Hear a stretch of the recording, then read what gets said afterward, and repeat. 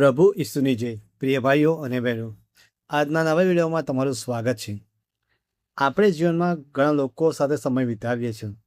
કેટલાક લોકો આપણને આગળ વધવામાં મદદ કરે છે, જ્યારે કેટલાક લોકો આપણને સાચામાંથી દૂર પણ કરે છે. શું તમે ક્યારે વિચાર્યું છે કે તમારી આસપાસના લોકો તમારા જીવન, તમારો વિશ્વાસ અને તમારા ભવિષ્ય પર કેટલો પ્રભાવ પાડે છે? આજે પવિત્ર બાઇબલનું વચન આપણને ખૂબ જ મહત્વપૂર્ણ માર્ગદર્શન આપે છે. આ વચન આપણને શીખવે છે કે કોની સાથે સમય પસાર કરવો જોઈએ અને કોની સાથે સાવચેતી રાખવી જોઈએ. તો ચાલો ખુલ્લા હૃદય અને સમજણ સાથે આજનું પવિત્ર વચન વાંચીએ અને સાંભળીએ. આજનું પવિત્ર વચન ઉપદેશમાળાના ગ્રંથમાંથી અધ્યાય 27 કડી 12. મૂરખની વચ્ચે બનો એટલો ઓછો સમય ગાળવો, પણ વિચારશીલ લોકો વચ્ચે બને એટલું વધારે બેસવું.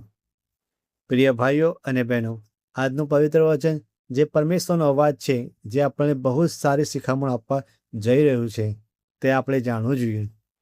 શા માટે આપણે જાણવું જોઈએ? સંપૂર્ણ પવિત્ર બાઇબલ તે ખાલી એક પુસ્તક નથી, પણ તે આખી એક પવિત્ર અને મહાન પરમેશ્વરની યોજના છે, જે પૂરા વિશ્વ માટે છે, પૂરી માનવ જાત માટે છે. એટલે તેમાં જે કાંઈ લખાયેલું છે તે ધ્યાનથી સાંભળવું જોઈએ. આજનું પવિત્ર વચન કહે છે કે મૂર્ખની વચ્ચે બને એટલો ઓછો સમય ગાળવો. શા માટે આમ કહેવામાં આવ્યું છે? તો ભાઈઓ અને બહેનો, આપણે સત્યને જાણીએ છીએ કે આપણું વતન સ્વર્ગ છે.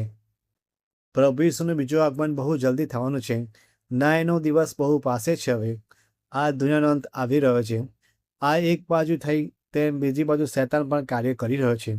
તેનું રાજ્ય નર્ક માટે, લોકોને તેમાં લઈ જવા માટે ને પૂરી તાકાતથી કાર્ય કરી રહ્યો છે. તે હર સમયે હર ઘડી શોધતો ફરતો હોય છે, કોણ મને મળી જાય તો તેને ઈશ્વરથી દૂર કરી દઉં. પણ થાય છે શું કે જે લોકો પાસે સત્યનું જ્ઞાન છે તે લોકો તો શૈતાનથી બચી જાય છે, પણ જે લોકો પાસે જ્ઞાન નથી, જે લોકો પોતાની દુનિયામાં મસ્ત રીતે પોતાની મન મરજીથી જીવન જીવે છે, પોતાના ઘમંડમાં જીવે છે, ઈશ્વરને મહત્ત્વ આપતા નથી, તેવા લોકો એટલે કે મૂર્ખ લોકો સાથે ઓછો સમય કાઢવા માટે કહે છે. કેમ કે શૈતાન ગમે ત્યારે તમારા અંદર આવીને કાર્ય કરી જાય તેમને ખબર પડતી નથી, અને તેમ પણ તે લોકો તેમની પોતાની દુનિયામાં જ મસ્ત હોય છે. એમને એમ હોય છે કે હું મારી જાતને બચાવી રહીશ, કાંઈ થયું તો. પણ હકીકત એ છે કે છેલ્લા દિવસે નર્કમાં જોવા મળશે, કેમ કે શૈતાન અત્યારે તેમના મન જળ કરી દીધા છે. એટલે જો આપણે પણ આવા માણસો સાથે ટાઈમ સ્પેન્ડ કરીશું તો આપણો સમય તો ખરાબ થશે જ, પણ સાથે સાથે આપણે જો ઈશ્વરનું સેવાનું કામ જે કરવાનું છે તે રહી જશે. શૈતાન આ રીતે આપણો સમય ખાય છે, જે સમય આપણી માટે મહત્વનો છે.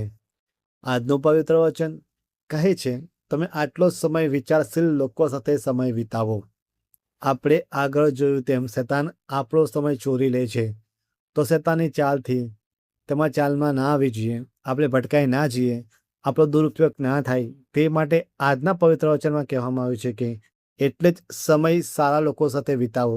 કેમ કે સારા લોકો સાથે સમય વિતાવીશું તો આપણે આપણા જ્ઞાનમાં વધારો કરી શકીશું, ઈશ્વરની યોજનાને વધારે જાણી શકીશું, ઈશ્વરની પાસે વધારે જઈ શકીશું, ઈશ્વરને વધારે સમય આપી શકીશું. આપણે તેના માર્ગમાં, તેના રાજ્યમાં વધારે ને વધારે આગળ વધી શકીશું. આ જ રીતે આપણે આપણા વહાલા ઈશ્વરને ખુશ કરી શકીશું, જેની માટે આપણો જન્મ થયો છે. જે ઉદ્દેશ્ય છે આપણે પ્રભુને જે આપણી માટે રાખ્યો તે પૂરો થઈ શકશે. તમને શું લાગે છે? આપણે સારું એજ્યુકેશન લઈને, સારી નોકરી કરીને, સારું ઘર, સારી સંપત્તિ જ બનાવવા માટે પૃથ્વી પર આવ્યા છે? હકીકતમાં તો જે ઉદ્દેશ્ય છે પ્રભુનો આપણા જીવનમાં, તેને જાણવો જરૂરી છે. જે મહાન, જે પવિત્ર યોજના છે આપણા જીવનમાં, જે બુઢાહટ છે, જે આપણું કોલિંગ છે, પ્રભુનું આપણે તેને સાંભળવું જોઈએ, જેથી કરીને આપણા વાલા પરમેશ્વરની યોજના પૂરી થાય અને આપણે બચી જઈએ, આપણો ઉદ્ધાર થાય. અને જે આપણો નાશ કરવા આમ તેમ સતત આંટાફેરા કર્યા કરે છે, જેની પાસે પોતાના ઘરની ચાવી નથી, પોતાનું ઘર પોતાની પાસે નથી, તે આપણે લાલચ આપે છે. એટલે પ્રભુએ આજના પવિત્ર વચનમાં કહ્યું છે કે મૂરખ સાથે ના બેસીને વિચારશીલ લોકો સાથે સમય ગાળવો. આપણો નાશ ના થાય, પણ પ્રભુની યોજના પૂરી થાય. શૈતાન જે આપણો નાશ કરવા માંગે છે, પણ તેનો જ પોતાનો નાશ થાય. આજના પવિત્ર વચન માટે પરમેશ્વરનો આભાર કે આપણને સાચું જ્ઞાન આપ્યું.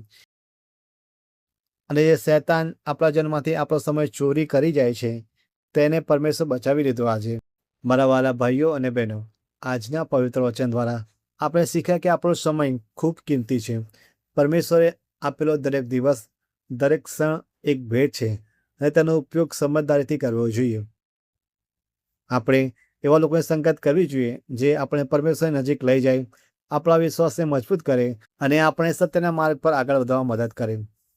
ચાલો આજે પ્રાર્થના કરીએ. હે પ્રેમાળ પિતા, મને સારી સમજણ આપો કે હું યોગ્ય લોકોની સંગત પસંદ કરી શકું. મારા જીવનમાંથી એવી દરેક બાબત અને એવી દરેક સંગત દૂર કરો જે મને તમારાથી દૂર લઈ જાય. મને તમારા માર્ગ પર ચાલનાર અને તમારા જ્ઞાનમાં વૃદ્ધિ કરનાર લોકો સાથે જોડો. આમીન. જો આ પવિત્ર સંદેશ તમને આશીર્વાદરૂપ બન્યો હોય તો વિડીયોને લાઈક કરો, શેર કરો અને ચેનલને સબસ્ક્રાઈબ કરી બેલ આઇકોન જરૂર દબાવો. પ્રભુ ઈસુની કૃપા, જ્ઞાન અને શાંતિ આપ સૌના જીવનમાં હંમેશા બની રહે. આમીન. તમારો આભાર.